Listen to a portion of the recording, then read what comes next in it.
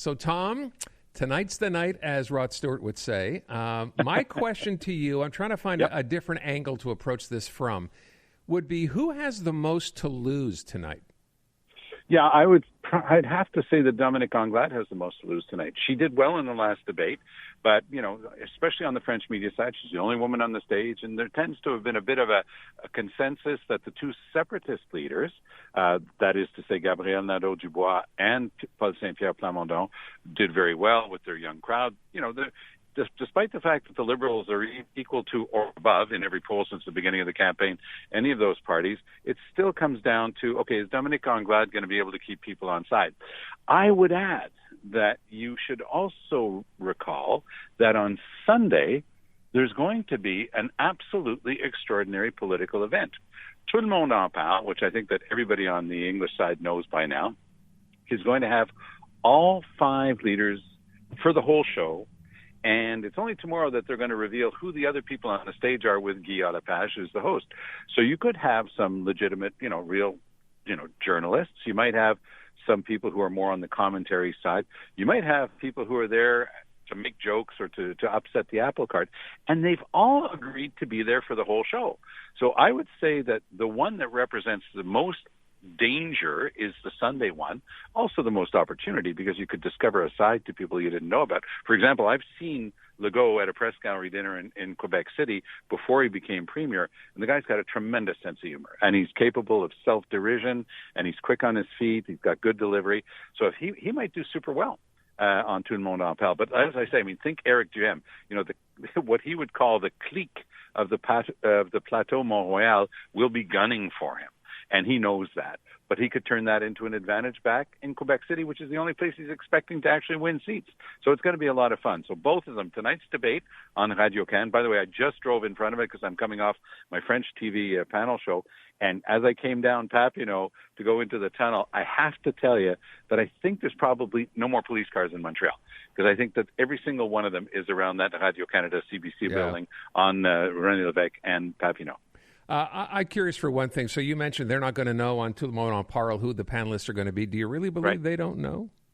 They don't know. Really? No, because they're only going to announce it. I mean, they might guess that it's going to be at least one or two senior journalists. Maybe some of the ones who had nothing to do with the debate because you're not going to keep those same ones.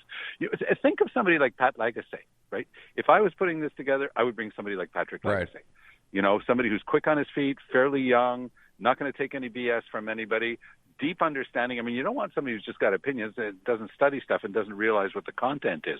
Because what the beauty of Pat Lagacé, I don't know if you saw the piece he wrote yesterday about Legault's intolerance in La Presse. It's, the long list of very divisive things that Legault said during the campaign, and he comes to the same conclusion that you and I did. He's not doing this by accident. He's doing it on purpose. He's reassuring his base, going after, immigration and equating it with violence and going after linguistic minorities and starting a fight again with a certain First Nation. So even though he apologized for that last one, but still, this guy's analysis is no accident. He's the type of person who should be part of that show. I heard, just to kind of think on this other point, so yesterday Maya had a chance to talk to Gabrielle Nadeau-Dubois, and at one point asked him, I'd not heard this brought up before, this idea, is this being talked about, Tom, a potential alliance between the PQ and Quebec Solidaire? Well, it's something that was mentioned in the last election. So going back to the last election, Jean-François Lisée floated that idea. He was the head of the PQ at the time. And it was immediately shot down by Gabrielle Nadeau-Dubois, who was sort of the co-leader with Manon Massé. And they said, no, the reason that we've established Québec Solidaire is that even though we're sovereignists, just as much as the Parti Québécois, we've got this very strong social program. We're on the left side of this political spectrum. We're socialists, and this is who we are. And no, we're not going to get back in bed with the PQ because we broke away from the PQ and we don't trust them. So that division, we always talk about how Legault benefits from the division of the four parties, the four opposition parties. Of course, separatism is split right now almost evenly between Gabrielle Nadeau-Dubois' Québec Solidaire, which is an openly separatist party, but although they try to underplay that option, but it's absolutely part of who they are and their identity, and of course Parti Québécois that's never made any bones about it. I want to just, if you could weigh in on something since we're still discussing this. So I asked the question earlier on today about who you'd vote for now. There's only 10 days left to go. Who's impressed you the most? Who's disappointed you the most? And I had a caller tell me that he's voting for Eric Duhem of the Conservatives, and he outlined why he was going to do it. And then I said to him, because he said the other parties, they're clearly separatist parties. So he cited Quebec Solidaire, he cited the PQ, even kind of threw François Legault into the mix.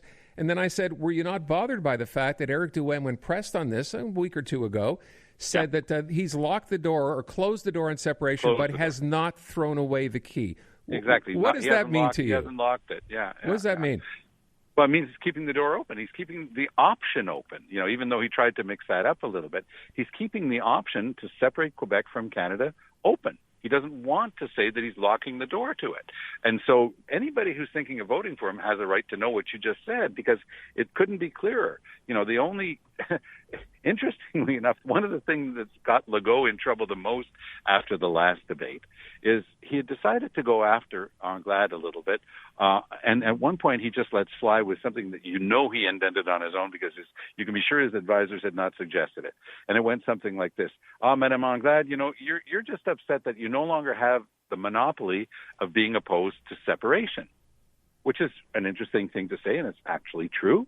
But the problem is, of course, the smart people around Legault have always tried to finesse that by bringing in super separatists like Drainville and Saint-Hilaire, and saying, I've got these incredible separatists with me. If you're a Pequist and you voted for me in 2018, stick with me. I've still got all this separatist credibility. Well, what he did when he said that to Anglade, he thought he was scoring a point against her, but he really gave an opportunity to Paul Saint-Pierre Plamondon of the PQ and Gabriel Nadeau-Dubois of Quebec Solidaire to come right back at him and say, so you're not just abandoning your long-held separatist views, now you're boasting that you're a bigger separatist fighter than the Liberals. This is not sitting well with Legault. It's really started to hurt him. All right, let me shift from that to what's happening in federal politics, actually internationally now. We know the situation, Russia calling up another 300,000 soldiers to fight in Ukraine. Melanie Joly coming out today saying that Canada will continue to punish Russia, but the federal government at the same time is not ready to close the door on tourism to the country. So Is this the right approach? No, it's completely bonkers. It goes right back to something that Zelensky said when Trudeau decided that we would not apply the sanctions we boasted about, and we would actually send back to Russia turbines to help Russia export more gas and get more money to continue to prosecute their illegal war against Ukraine. It's completely bonkers. How can you still be giving out visas to go to a country that you've correctly said is carrying out a genocide? How does tourism and genocide get into the same sentence? And yet that's where Trudeau is right now with regard to Russia. It makes no sense. And with regard to Melanie Joly, by the way, a very capable politician, and I've got a lot of time for Melanie Joly, but she is in charge of the ministry. And as far as I know, nobody's ever lost their job. During the summer, after the sanctions, after saying that we were holding their feet to the fire, after saying that it was genocide, we sent a senior representative of the ministry that she's in charge of, global affairs, to go and drink vodka and have caviar with the Russians at their embassy to celebrate Russia Day. How do you put those two things together? Fair enough. All right, let me ask you one other thing. Today, House of Commons resumed sitting. Justin Trudeau was back in the country and back in the House of Commons, so this would have been his first time to actually go head-to-head with Pierre Poilievre. I would imagine this would have been great television at the time. Tom, did you catch any of it? I caught every single bit of it. I loved it. And I think that they both did very well. I would give it to Poilievre on points because they took the all of opposition approach to this. So they brought in, what, Aaron, you see this sometimes if you're about to watch Question Period, you notice that every single MP gets an opportunity to stand up and talk about the Little League baseball team and the barbecue they just had. These are called, statements by members. Well, what they had done is they had coordinated all of these statements on the Conservative side to talk about, the great helmsman, praise their new leader. I love this term. This is one of the things that kept coming up. Trudeau is in favor of dirty dictatorship oil. I don't know if you know that, but this is an affirmed fact by these Conservatives. When Poilievre stood up, he was all primed and ready to go. And I'll tell you a tiny detail that for me said so much about the day. I'll go back to the day that Justin Trudeau showed up in the House of Commons for the first time as the leader of the Liberal Party. And he asks his first question of Stephen Harper.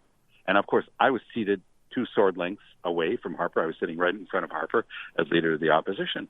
And Harper, uncharacteristically, was totally nervous, was flubbing his answer, fumbling with his papers, was completely nervous. And I scratched my head at the end of this thing saying, what the heck is Harper nervous about? This is Justin Trudeau. Why is this guy, got Harper so unraveled? And it turns out that Harper knew something very clearly, that Justin Trudeau was going to give him a hard time, and turned out to be one heck of a politician. Well, the same thing happened today. Poilievre stands there and he asks his first question of Trudeau, and Trudeau starts to fumble and look for his words. Now, it didn't go on for 2 minutes, but it went on for, I would say, a good 10 or 15 seconds, and he was stuttering and actually, very uncharacteristically, obviously nervous. So maybe Trudeau realizes that he's got a real adversary for the first time. This isn't going to be a pushover like Andrew Scheer or Erin O'Toole. This is going to be a lot more fun for everybody who likes politics. And I should mention, Tom, did I hear you right that on points you gave it today to Poilievre?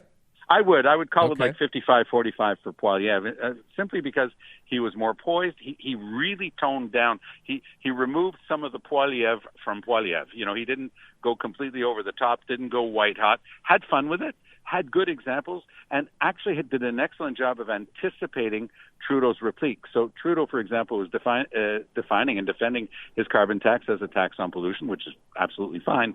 But Poilievre was waiting for him. He said, the person from Newfoundland, Labrador, who's got an 80% increase in the cost of their heating oil, in large part because of new taxes imposed by the Liberals, they're not polluters. They're just warming their Canadian house in the month of January, and that's not illegal, sort of thing. And I think he's scored. With that type of approach, he's getting close to people. He's using examples that people will understand. All right. Pretty comprehensive there, too. Tom, thank you very much. Appreciate it.